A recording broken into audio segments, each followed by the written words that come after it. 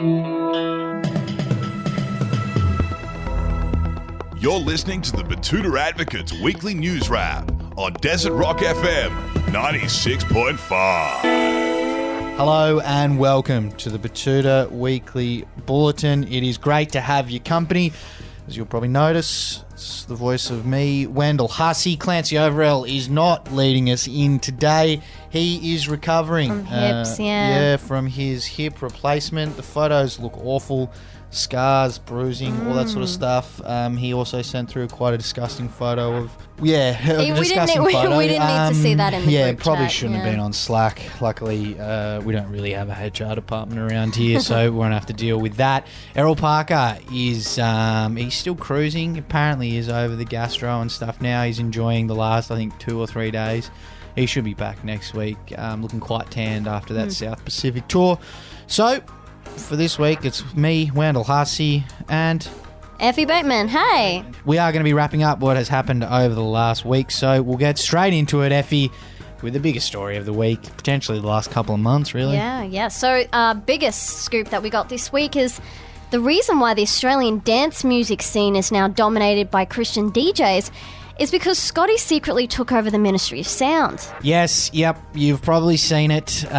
Scott Morrison, a bloke who seemed to hate doing any actual work when he was the Prime Minister, has had a lot of fucking jobs over the last few days. Revelations about the secret ministerial appointments that Scott Morrison got the Governor-General to give him while he was Prime Minister there a couple of years ago. A few ministerial portfolios, started off with 3, ended up being 5. We've had revelations about who knows what and how many more secret jobs Scott Morrison gave himself. And it has stepped outside the world of politics as well. It's been far-reaching, hasn't it, Effie?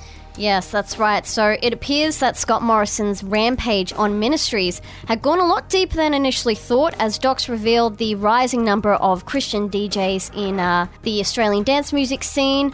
So if anyone was across Ministry of Sound this year, it was actually called the Testament. Yep. And they said, this was supposed to be a testament to the history of dance music. But now we know that it's a different kind of testament. And people were thinking that it was maybe a bit of a Kanye West religious thing, but no, it was actually Scott Morrison. It was Scott Morrison. And it's believed he's aiming at the next big drop being in 2024, and it will be titled Resurrection. So I can get my resurrection. Now, that has caused a scene that's been talked about a lot in the media, in politics, all that sort of stuff. And it has been a blessing for the current Prime Minister. Anthony Albanese has turned up to Parliament each morning this week to face a gentle volley of softballs thrown up by Scotty. Yes, it's been a dream week for the old new Prime Minister, given the hourly updates on how conniving and sneaky Scott Morrison was to undermine his party and the nation's democracy. Yeah, that's right. Albanese has asked the former Prime Minister to keep them coming. He's been able to just hit these balls out of the park every single morning. Obviously, he could be talking about things like the Stage 3 tax cuts he's putting through that are going to cost $178 billion over the next few years, or the fact that we have a homelessness crisis or a housing crisis, or there's an energy crisis as well, the fact wages are stagnating, even though the government promised that they would be going up under their term. All of those things, not really interested in it, because silly journalists like us keep on asking him about Scotty. And as Michael Risku summed up in the comments, actually, he quoted what Anthony Albanese said at one of these press conferences. He said, "Do you want to hear some policy? Or do you want to see me sock some dingers?" And the crowd chants, "Dingers, dingers, dingers." And up next, the ATO has apologised and refunded Jerry Harvey the $6.89 he mistakenly paid in tax this financial year. Yep, that's it. We've got some national news that isn't about our politicians, which I'm sure is of relief to you. Jerry Harvey, the billionaire boss of Australia's leading cultural appliance retailer, Harvey Norman, has blown a gasket on 3AW this week. Affectionately known as the Paul Hogan of Australian entrepreneurialism, the future Australian of the Year winner has used a popular radio station as a platform to publicly eviscerate the ATO after they dared to steal $6.89 from his tax return. Disgraceful stuff. Yes, they have apologised and heads have rolled.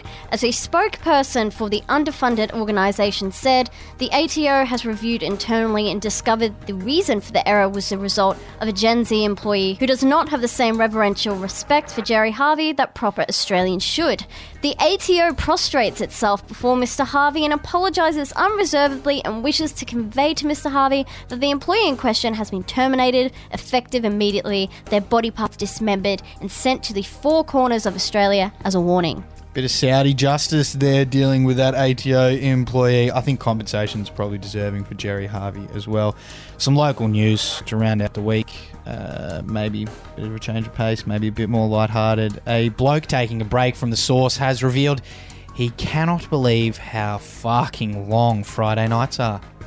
Yes, with 2022 basically 2/3 of the way done, a local piss-cutting legend, Joel Schmidt, is giving himself a little break from the booze so that he doesn't have to commit to a dry 2023. Yeah, look, Joel said he knew it was going to be hard, but he didn't realise it would be this hard.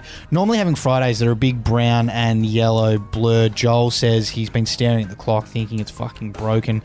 He doesn't understand how people do this on a weekly basis. Yeah, said it was just a nightmare. He was laying there, ran out of bits and pieces to do after a couple of hours, and it seemed to go forever. Hang in there, Joel. You'll be thankful for it in the long run, I reckon, mate. That's what's making news for this week. Enjoy your weekend. See you later.